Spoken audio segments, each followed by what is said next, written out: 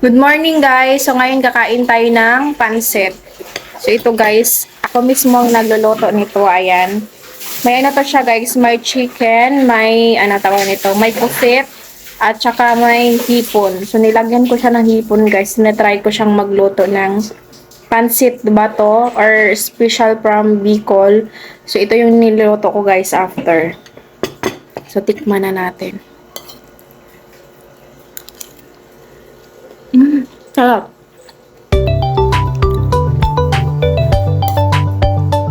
Ayan, may atay siya ng manok, guys. Ayan.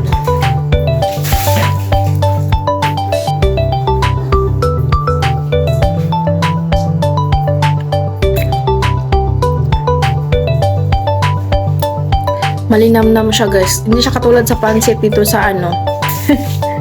Ginagawa ko dyan.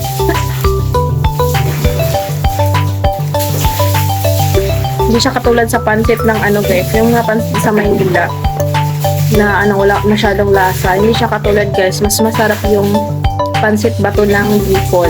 Galing ko siyang Bicol guys, pinadala lang sa amin kaya tinatry kong magluto talaga kasi before nakatikim na ako nito, ang sarap.